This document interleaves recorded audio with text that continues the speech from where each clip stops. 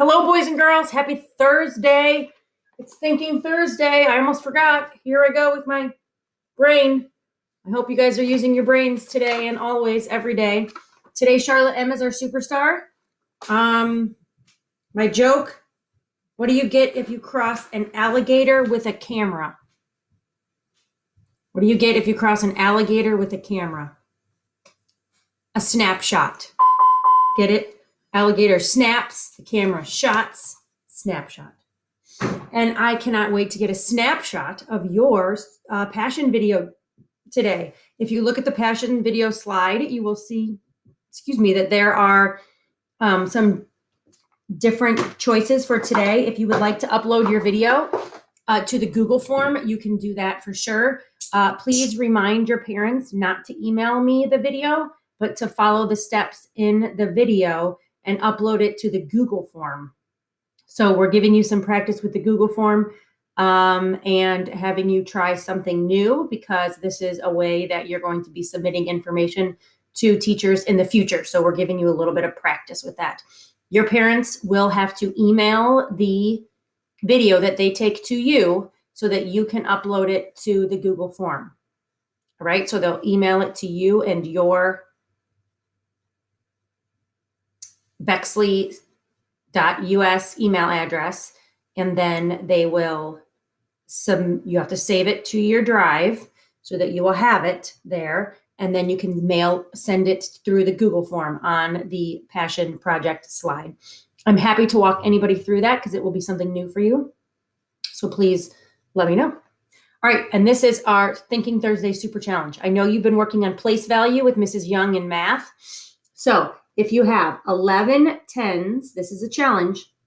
If you have 11 tens and 4 ones, how much do you have? 11 tens and 4 ones. If you know that 10 tens is 100, what's 11 tens plus another 4 ones? All right, yesterday in our Goonie Bird, we had just learned that Goonie Bird was not fibbing when she said she arrived from China on a magic carpet ride. Today, let's find out what Goonie Bird shares with us. On Monday, Goonie Bird stood in front of the class when Mrs. Pigeon told her that it was story time. The children barely noticed Goonie Bird's clothes, even though she was wearing a muffled pinafore, dark blue socks, and high-top basketball sneakers. The second graders and Mrs. Pigeon, too, were all much more interested in Goonie Bird's earrings. The earrings dangled and glittered and were very large. "They're beautiful," Kiko said in an awed voice. "My grandmother's house has doorknobs that look like that," Tricia announced. "And she has a sparkly chandelier in the dining room. My grandma is very rich." "Do you have holes in your ears?" Malcolm asked. "My mom does. My mom went and had holes stabbed right into her ears with a needle." "I did too," Beanie called out.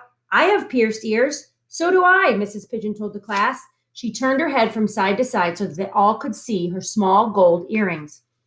"No," Goonie Bird said, "my earrings screw into my ears. They have little screws that you turn." Barry Tuckerman thrust his arm in the air and waved it wildly. Around him, other children had their hands raised too. "My mom has pierced ears," Barry said loudly. "Ben," Mrs. Pigeon said next. Ben said, "My mom has pierced ears, and so does my grandma." "All right, class," Mrs. Pigeon said. "Does anyone else have something to say which is not about pierced ears? Because it's time for Goonie Bird to begin today's story." All of the hands disappeared except one.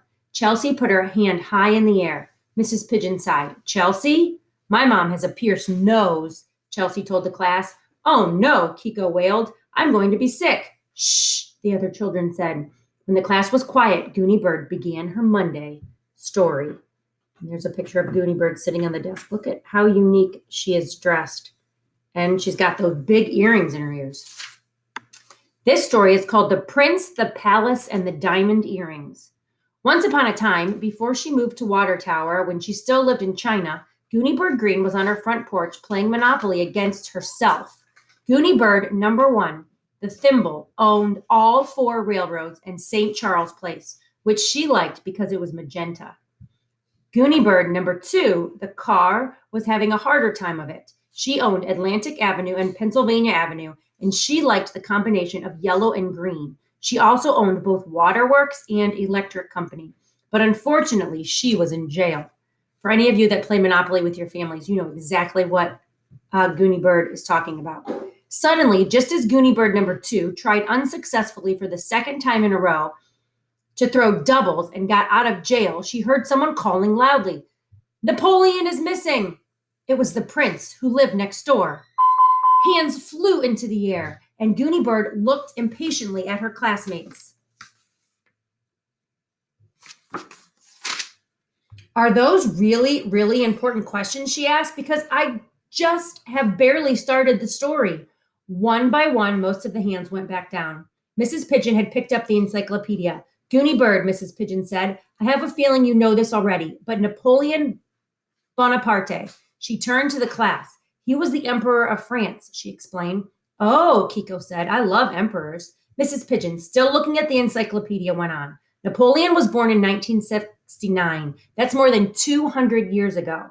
Mrs. Pigeon, Barry Tuckerman was halfway out of his seat, waving his hand. "Yes, Barry?